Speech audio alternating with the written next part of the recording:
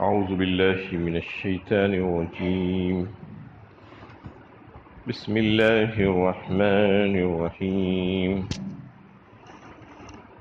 وإنا لنحن نحيي ونميت ونحن الوارثون، اور ہم ہی ہیں کہ زندگی اور موت دیتے ہیں اور ہم ہی سب کے وارث ہیں۔ یہ سورہ ہجر کی 23 نمبر کی آیت ہے۔ اس سے گزشتہ آیتوں میں اللہ تعالیٰ کی توحید اور ان کی قدرت اور ان کے کمالات کا اظہار کیا جا رہا تھا۔ اس آیت میں بھی اللہ تعالیٰ نے اپنی وہ صفت بیان فرمائی نے اللہ کے لیے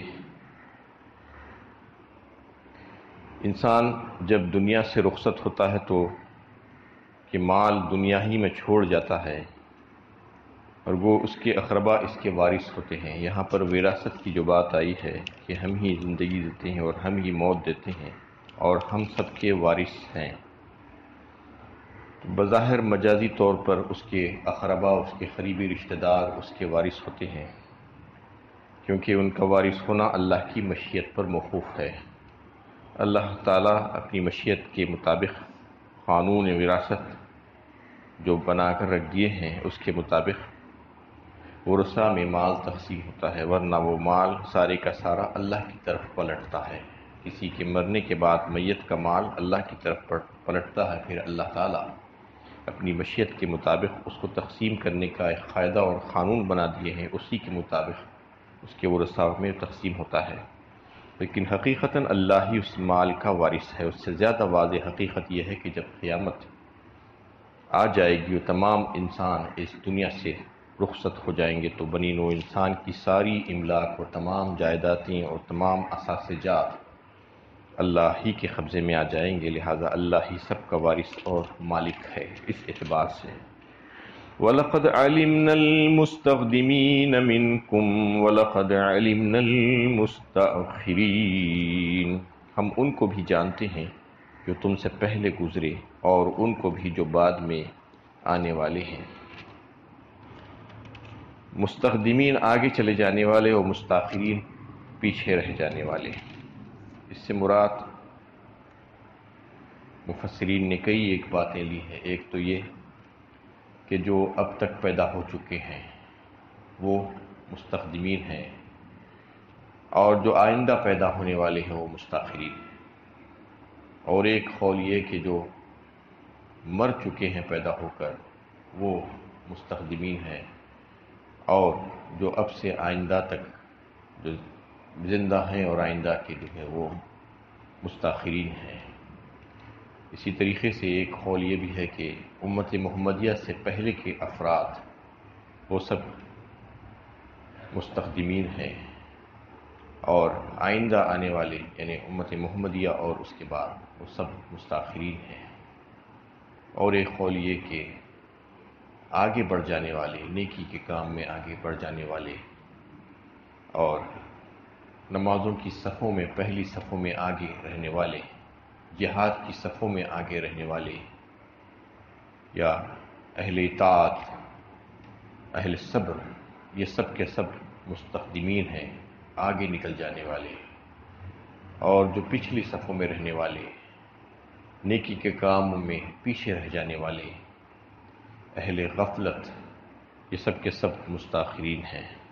تو اس میں بتانا یہ مقصود ہے اللہ تعالیٰ کی علم محیط کے ذریعے سے کہ اللہ تعالیٰ سب کو جانتے ہیں، سب کے بارے میں اللہ تعالیٰ کو علم ہے، شروع سے لے کر آخر تک، ابھی تک جتنے پیدا ہوئے ہیں اور آئندہ جو پیدا ہونے والے ہیں ان کا بھی علم ہے۔ قیامت تک پیدا ہونے والے سارے انسانوں کا وہ حساب چکائیں گے۔ اس لیے جو مر چکے ہیں وہ بھی اللہ کے علم میں ہیں، جو بعد میں آنے والے ہیں ان کو بھی وہ جانتا ہے۔ کوئی فرد خواہ ماضی کا ہو یا حال اور مستقبل کا، اس کا علم سب کا احاطہ کیے ہوئے ہے، یہ بتانا یہاں مقصود ہے، اور اس سے ہرگز کوئی بھول چوک نہیں ہوتی۔ وَإِنَّ رَبَّكَ هُوَ يَحْشُرُهُمْ إِنَّهُ حَكِيمٌ عَلِيمٌ، اور بے شک تمہارا رب ان سب کو اکٹھا کرے گا، وہ حکمت والا علم والا ہے، یعنی اللہ تعالیٰ کے علم میں سب ہے، اور ایک وقت آئے گا کہ وہ سب کو اکٹھا اور جمع کر دے گا محشر میں، اور وہ بڑا ہی حکیم ہے، اس کے سارے فیصلے بڑے حکیمانہ ہیں اور علیم ہے، سب کچھ جانتا ہے۔ وَلَقَدْ خَلَقْنَا الْإِنسَانَ مِنْ صَلْصَالٍ مِّنْ حَمَإٍ مَّسْنُونٍ، اور یہ واقعہ ہے کہ ہم نے انسان کو سڑے ہوئے گارے کی کھنکھناتی مٹی سے پیدا کیا۔ یہاں سے انسان کی پیدائش کیسے ہوئی اللہ تعالیٰ اس کو بتا رہے ہیں۔ انسان کی پیدائش کے سلسلے میں جو مادہ استعمال کیا گیا وہ مٹی، اس کے مختلف نام مختلف حالتوں کے اعتبار سے قرآن میں آئے ہیں۔ کہیں پر تراب آیا ہے، فَإِنَّا خَلَقْنَاكُم مِّن تُرَابٍ مِّن نُطْفَةٍ ثُمَّ مِّن عَلَقَةٍ، کہیں پر طین آیا ہے، طے سے طین، کہیں پہ صلصال من حمإ مسنون، اور کہیں پر کالفخار، جیسا سورہ رحمان میں آیا خلق الانسان من صلصال کالفخار۔ یہ مختلف نام مختلف حالتوں کے اعتبار سے ہے۔ تراب کہا جاتا ہے سوکھی مٹی کو، اور طین کہا جاتا ہے جس میں پانی مل جائے، جو خشک نہ ہو، تر ہو۔ اور ایک مٹی کا نام جو یہاں پر آیا ہے من حمإ مسنون۔ حمإ مسنون کہتے ہیں گوندی ہوئی سڑی ہوئی بدبودار مٹی، جو کیچڑ جو کہلاتا ہے، پانی میں مٹی میں پانی ڈال کے رکھ دینے کے بعد 2-4 دن کے بعد وہ گدلا پن جو ہو جاتا ہے، وہ گندا جو ہو جاتا ہے اور اس میں سے بدبو آنے لگتی ہے، وہ مٹی حمإ مسنون کہلاتی ہے۔ صلصال کہتے ہیں جب وہ خشک ہو جائے اور کھن کھن کرنے لگے تو صلصال ہو جاتی ہے، اس کی کیفیت بدل جاتی ہے۔ جو کیچڑ جو گوندی ہوئی جو مٹی ہے، جو سڑی ہوئی بدبودار مٹی، اس کو رکھ دیا جائے تو پھر وہ صلصال ہو جاتی ہے، کھن کھن کرتی آواز آتی ہے۔ کالفخار، اسی کو پھر آگ پر جب پکا لیا جاتا ہے تو ٹیکری جیسی ہو جاتی ہے، اسے کالفخار کہا جاتا ہے۔ یہ مختلف شکلیں اللہ تعالیٰ نے مختلف مقامات پر تذکرہ کیا کہ یعنی آدم علیہ السلام کا پتلا جو بنایا گیا تھا وہ پہلے تراب، پھر طین، پھر حمإ مسنون، پھر صلصال، پھر کالفخار۔ یہ مختلف طریقے سے یہ مختلف جو ہے اس کے اسٹیجز بتائے گئے ہیں۔ یہاں پر انسان کا آغاز اس زمین پر کس طرح ہوا اس کو اظہار کیا گیا۔ اس کا یہ نہایت اہم سوال ہے جس کا تعلق نہ صرف تاریخی واقعات سے ہے بلکہ اس کے اپنے وجود کی حقیقت سے بھی ہے۔ انسان کے لیے اپنے وجود کی حقیقت سے باخبر ہونا ضروری ہے کہ وہ کیسا پیدا ہوا، اس کو کس نے پیدا کیا اور کس طریقے سے پیدا کیا اور کس مادے سے پیدا کیا، تاکہ وہ پوری روشنی میں زندگی کا سفر طے کر سکے۔ قرآن نے اس سوال کا یہاں اور دوسرے مقامات پر بھی واضح جواب دیا ہے۔ اس آیت میں انسان کی تخلیق کے بارے میں جو بات ارشاد ہوئی ہے وہ یہ سب سے پہلی بات تو یہ کہ انسان اتفاقی طور پر یا حادثاتی طور پر خود بخود وجود میں نہیں آ گیا، یہ سب سے پہلی بات ہے، اس کی حقیقت ہے، بلکہ خالق کائنات نے اپنے حکیمانہ منصوبے کے تحت اس کو پیدا فرمایا۔ وَإِذْ قَالَ رَبُّكَ لِلْمَلَائِكَةِ إِنِّي جَاعِلٌ فِي الْأَرْضِ خَلِيفَةً، جو سب سے پہلے پارے میں سورہ بقرہ میں آیا ہے، جب فرشتوں سے اللہ تعالیٰ نے خود فرمایا کہ میں زمین پر ایک خلیفہ انسان کو بنانے جا رہا ہوں، ایک انسان کو پیدا کرنے جا رہا ہوں، تو یہ بڑی باضابطہ حکیمانہ منصوبے کے تحت انسان کی پیدائش عمل میں آئی۔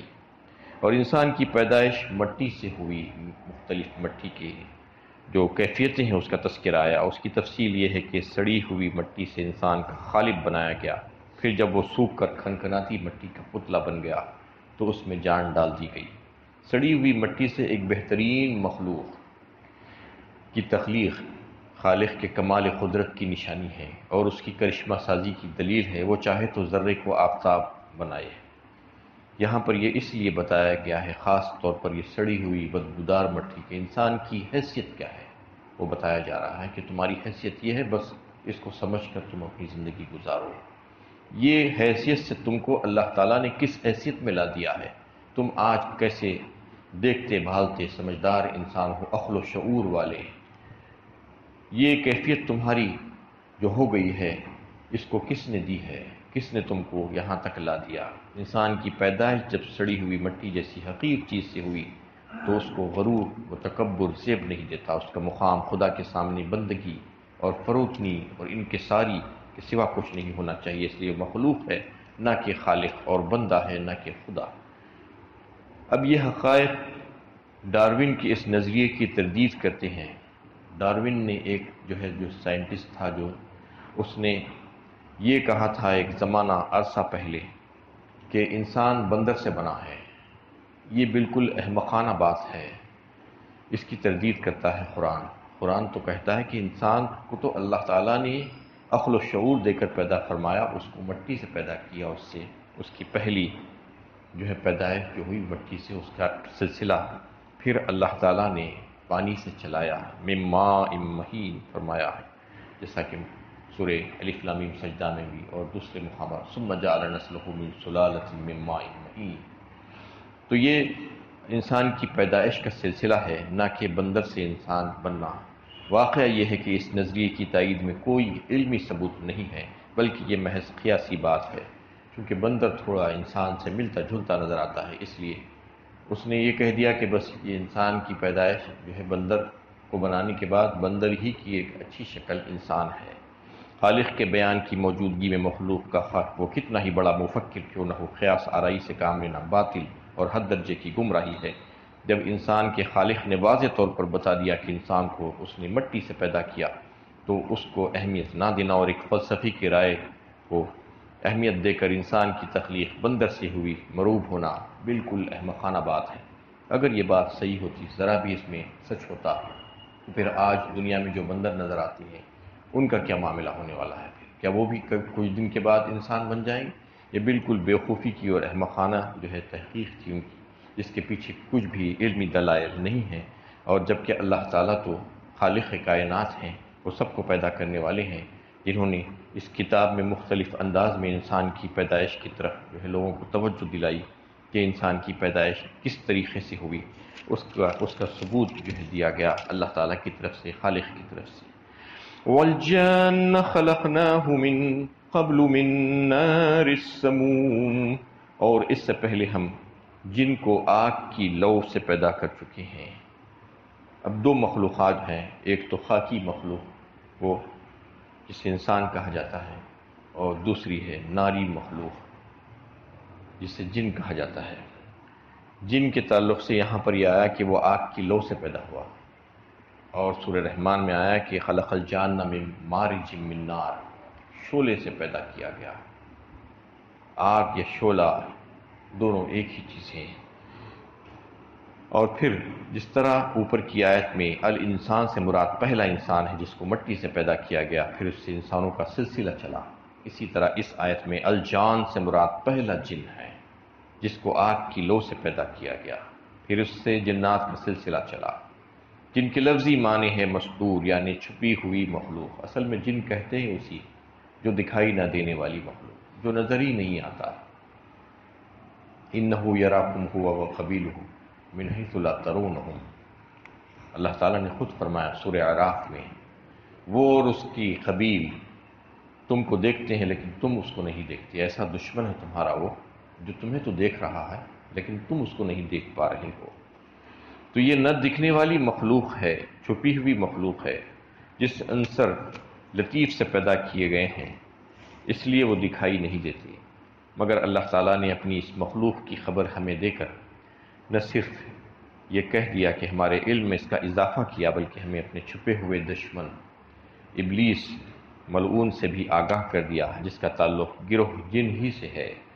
جنوں کا انکار محض اس بنا پر کرنا کہ وہ ہمیں دکھائی نہیں دیتے صحیح نہیں ہے، جبکہ ان کے وجود کی خبر ہمیں ان کا رب اور ہمارا خالق دے رہا ہے۔ دنیا میں کتنی چیزیں ایسی ہیں جس کی خبر انسان کو خودبین اور دوربین کے ایجاد سے پہلے نہ تھی۔ مثلا وہ جانتا ہی نہیں تھا کہ جراثیم کیا چیز ہے، جو باریک باریک چیزیں ہیں آج مائکروسکوپ ایجاد کرنے کے بعد اس کو معلوم ہوئے کہ کتنی مخلوقات ہیں، چھوٹے چھوٹے کیڑے مکوڑے جس کے نظروں میں آ ہی نہیں سکتے، اس کو پتہ ہی نہیں چل سکتا تھا۔ اور پھر کائنات میں پھیلے ہوئے جو ستارے اور سیارے آسمانوں پر ہیں اس کے بارے میں بھی اس کو علم نہیں تھا، جب تک کہ ٹیلیسکوپ ایجاد نہیں ہوا تھا۔ ٹیلیسکوپ کے ذریعے سے اس کو یہ ساری چیزوں کا علم ہوا۔ تو یہ ساری چیزیں کچھ نہ دکھنا دنیا میں، اس کا مطلب یہ نہیں ہے کہ اس کا وجود ہی نہیں ہے۔ ویسے ہی کئی ایک چیزیں نظر ہی نہیں آتی، جن نظر نہیں آتے، فرشتے نظر نہیں آتے، روح نظر نہیں آتی، کئی ایک چیزیں ہیں۔ کون اس کا انکار کرتا ہے؟ وہی انکار کرے گا جو انتہائی احمق انسان ہے، جو انسان کے جسم میں سرائیت کر کے اس کی بیماری کا سبب بنتے ہیں جو جراثیم، اس کے بارے میں بھی اس کو پتہ نہیں تھا۔ واضح رہے کہ جنوں کی تخلیق کے بارے میں کوئی صراحت توریت وغیرہ میں نہیں ہے، بلکہ قرآن نے اس کی صراحت کر کے انسان کے علم میں اضافہ کیا ہے۔ اس سے مخالفین کے اس الزام کی بھی تردید ہوتی ہے کہ قرآن توریت ہی کا ایک حصہ ہے۔ ایسا نہیں ہے، بلکہ ساری جو آسمانی کتابیں، پچھلی آسمانی کتابیں تھیں، اس میں چونکہ تحریفات ہو چکی ہے اور اب وہ اپنی صحیح شکل میں باقی نہیں بچی ہے۔ اب قرآن جو آ گیا ہے وہ بالکل قیامت تک رہنے والا ہے اور اپنی صحیح شکل میں، جیسا کہ اس سے پہلے یاد آ رہی تھی کہ انا نحن نزلنا الذکر و انا لہ لحافظون، اللہ تعالیٰ نے خود اس کی نازل فرما کر اس کی حفاظت کی ذمہ داری اپنے اوپر لے لی ہے۔ اس میں کسی قسم کی کوئی تحریفات اور رد و بدل، تغیرات کی گنجائش باقی نہیں بچی، اور اس میں وہ ساری باتیں بھی آ گئی جو پچھلی آسمانی کتابوں میں اللہ تعالیٰ نے نازل فرمائی تھی۔ تو اس لیے قرآن وہ ساری چیزوں کا مجموعہ ہے۔ قرآن میں وہ سب آسمانی کتابوں کی باتیں جو اس سے پہلے بھی جو ہے جو احکامات نازل ہوئے تھے اس کے بارے میں بھی اللہ تعالیٰ نے بتا دیا ہے۔ اب اس میں انسان کو جو شکل دے دی گئی اور جنوں کو جو شکل دے دی گئی اس کا تذکرہ ہے، اس کے بعد پھر یہ بتایا گیا آگے کی آیتوں میں کہ انسان صرف جسم کا پتلا نہیں ہے بلکہ روح اور جسم، روح کا تذکرہ آگے آ رہا ہے کہ اس میں روح پھونکی، فَإِذَا سَوَّيْتُهُ وَنَفَخْتُ فِيهِ مِن رُوحِي فَقَعُوا لَهُ سَاجِدِينَ۔ روح پھونکنے کے بعد اللہ تعالیٰ نے پھر سے فرشتوں سے کہا کہ اب تم سب کے سب اس کے آگے سجدے میں گر جانا۔ اللہ تعالیٰ سے دعا ہے کہ اللہ تعالیٰ ہمیں صحیح علم و عمل کی توفیق عطا فرمائے۔